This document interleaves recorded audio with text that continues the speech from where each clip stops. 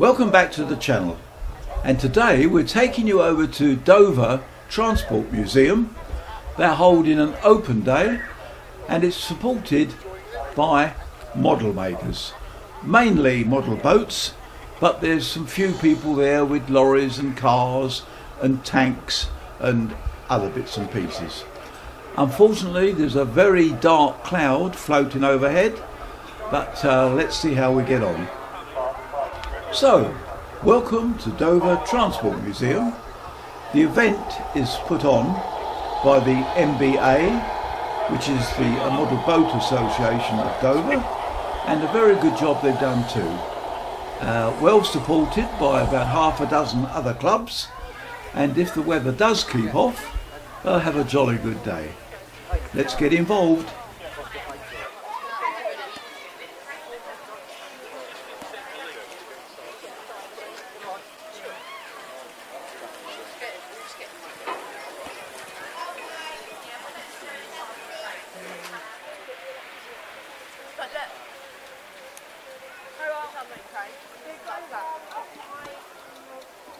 I'm not coming over. Where are you going?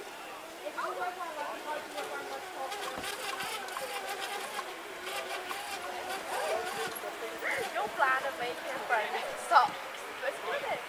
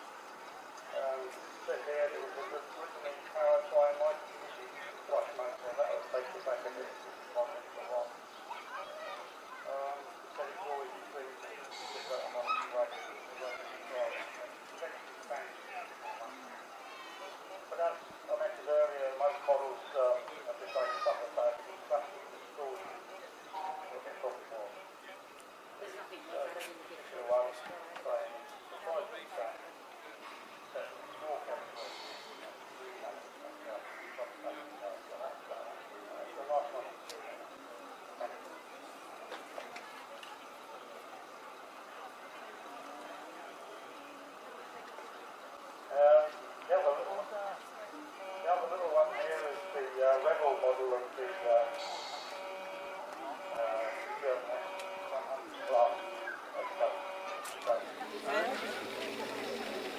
I don't know, you want a burger?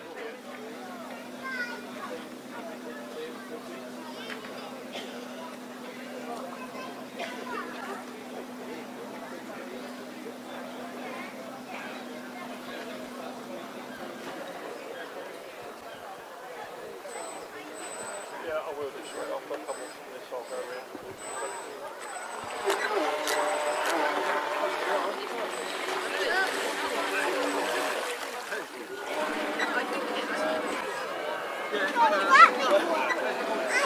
That's when you go to the voice.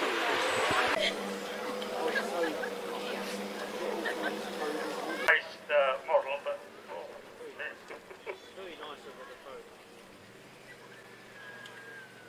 I think Phil yesterday had a bit of problem with one of the reversing buckets not opening.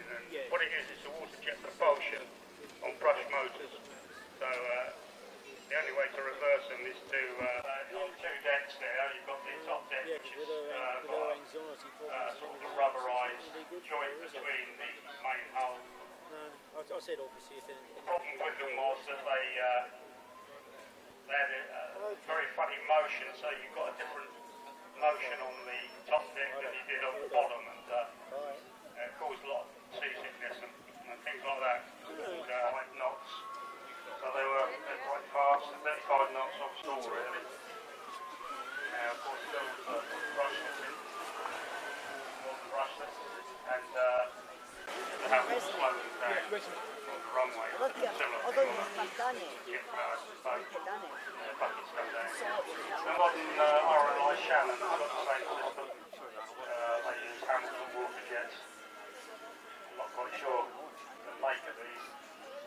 Jerry, would you know? No. What else you got, Gary, for us? 4 Ruston 20-cylinder engines.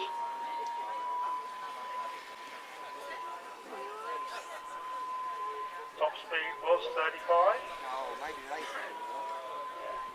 Maybe she's just looking at it. That's 45.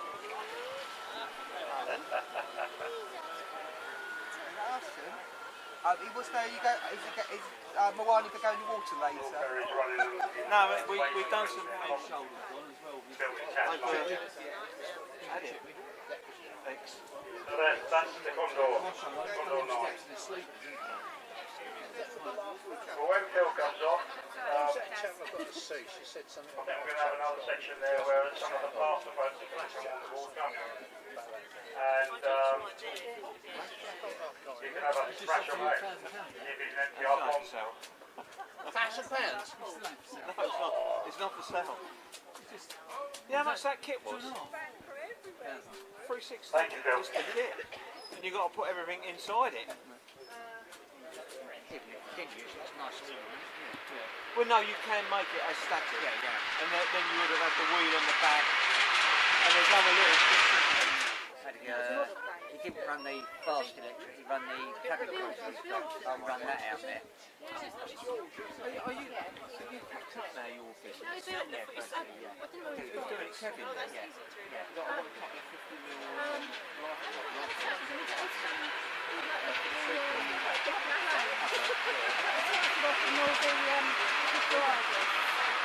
50 mil outside one now.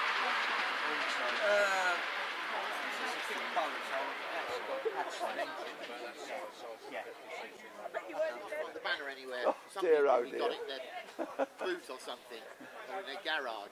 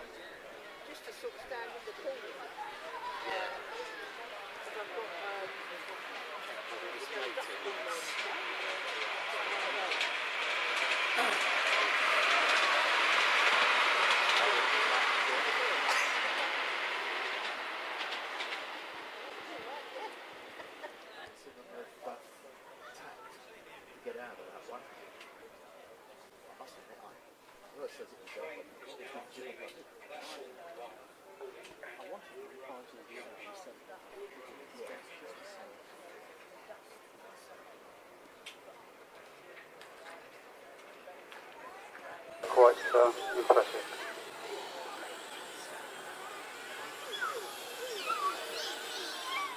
This is another model that's been in the club for many years, really. For an awful long time. Yeah, have a good look at the details on the. There's even the map there, which and the turret turning on the thing.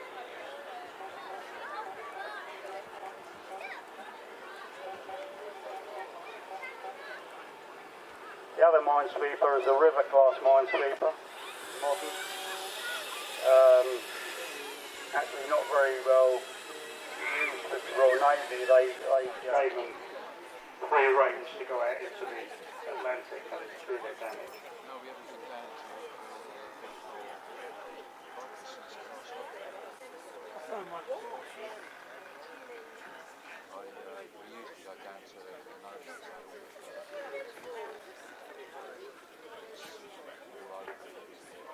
Got a few more facts here about the German U-boats. I think I managed to bore most people yesterday with these facts.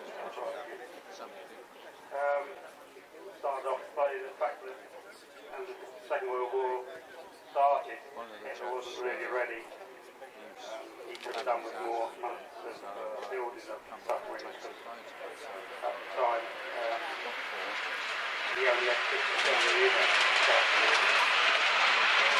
and he used the training, so he effectively had 39 U-boats at the start of the war, which wasn't enough for his purpose, which was to destroy the British convoy system, which he estimated it would need 300 boats. Around underneath. These boats were really only just submersible boats. They couldn't stay down for very long. This was some of the problems that they had, because after 1943, when the Enigma code had been broken and we started to find out where these submarines were and operated and when they were going to surface and all the other bits and pieces that happened, then we started to get improved weapons to counteract them. Aircraft would fly long-range missions with Lee lights, which was a very powerful light. As soon as the submarine surfaced, they would illuminate it and then attack it with depth charges, forcing it back under again, which didn't get them charged. They charged their batteries. This sort of destroyed their morale, and they started to take pretty heavy losses. Churchill only ever said about the U-boats that it was the only thing that's excusing during the whole war, the U-boats.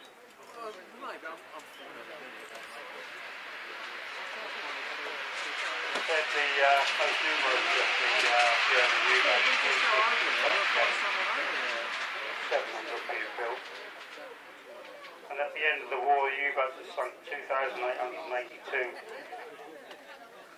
merchant ships, which totaled 14.4 million tons. So they really did decent damage. And just at the end of the war, they developed the Type 21, which was known as an electro boat. He was much faster, better battery capacity. She could reload quicker. All in all, she was 100% improvement on the Type 7. Luckily, that they had about 300 ships built in yards all around Germany.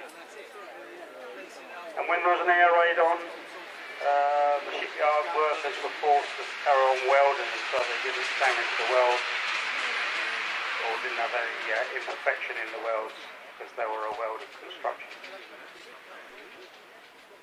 They only actually got 2 in operation, 2 fully operational, and the rest of them were captured by the Canadians and the British as they overrun the shipyards. So that's the Type 21. A bit later on, I don't know whether Martin's going to run it, he's got a Type 23, which is a coastal boat. Yeah, that's got all right. Tell you a bit about this one. Yeah, so that's all the so out of 1,950 boats, that's all they had, the German Navy.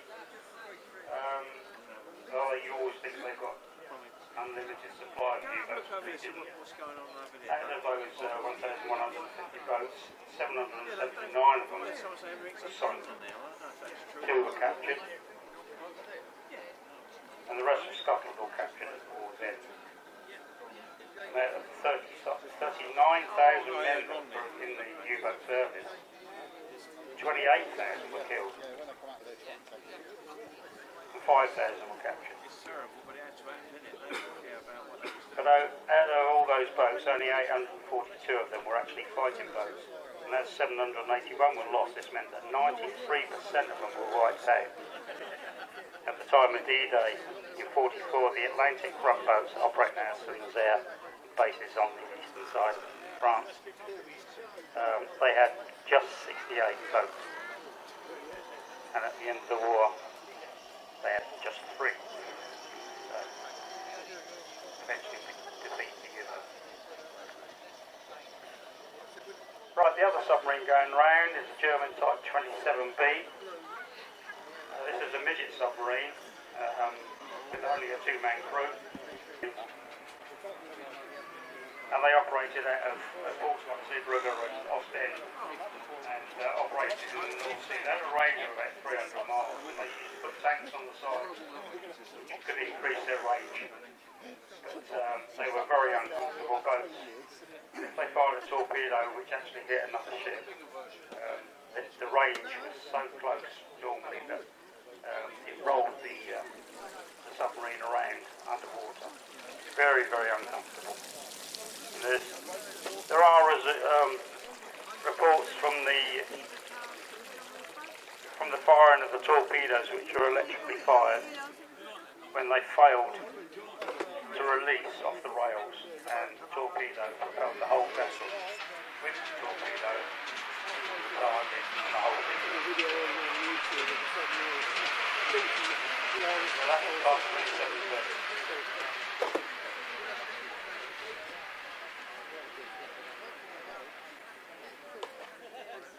We do have another one of these Type 27Bs on our stage, but I can't run it and talk at the same time.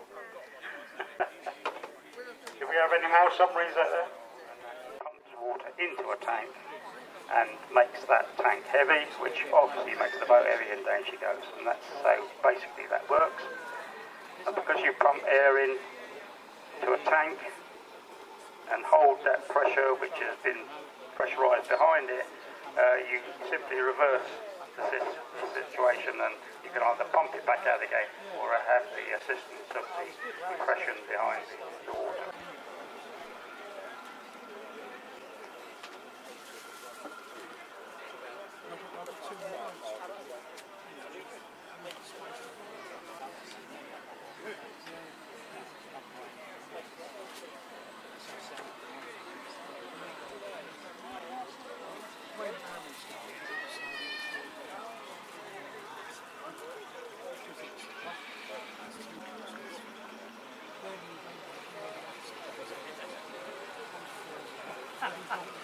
It turns the motor off.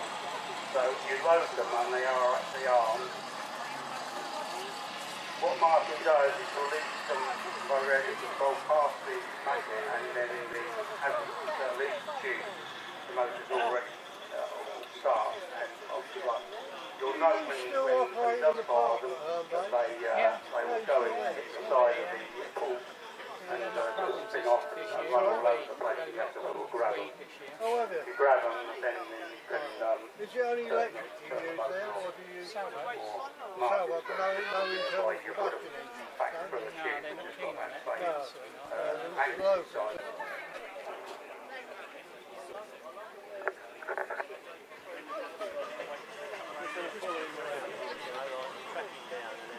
Yeah, what it's actually doing is just following the warship around just at the moment, just cruising around.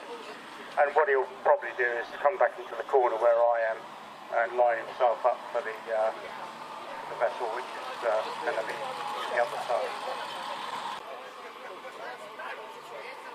Martin will stop her in a second, get away from that buoy, otherwise that'll just...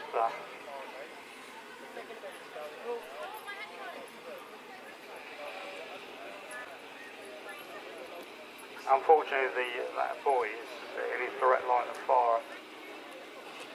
Well, anyway, he's going to line up now. Looks like he's stopped and waiting for that minesweeper to come into his line of sight.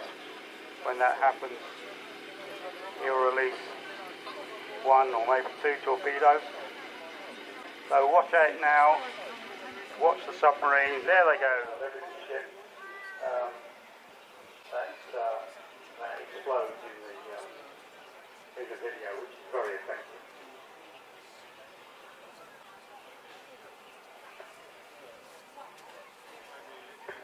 Yeah, this actually, what we're doing here is representative of the natural effect that was made by this. Waste comes in, all the big stuff, furniture and wood and big stuff go separate.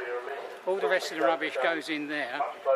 This rotates slowly, and as it rotates it churns it up so that all the fine stuff, your soil and brick dust, all goes to the bottom. It's picked up by a loader.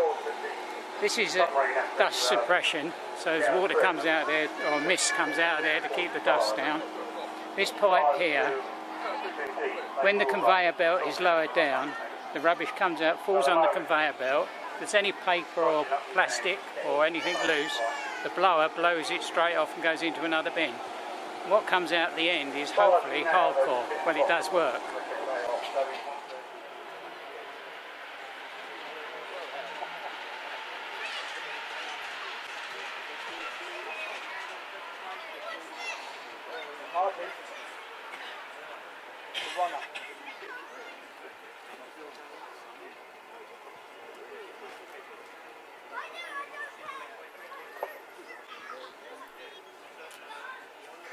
Well, we're going to reload again.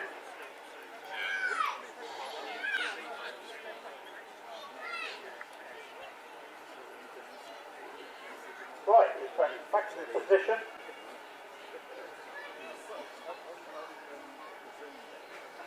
Target for today is the minefield, and there she goes.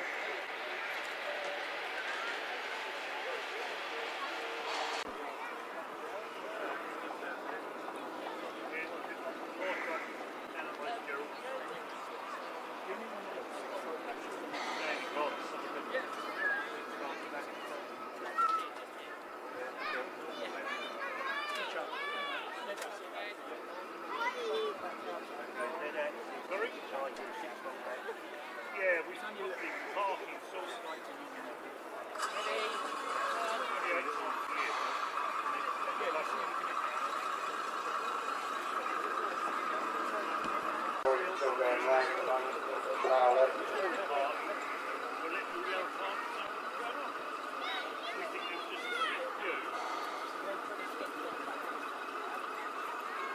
Oh well,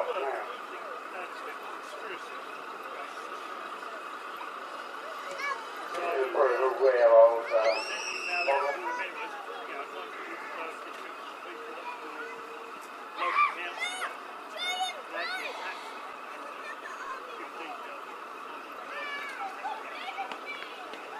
it's a model of the fireplace, not too.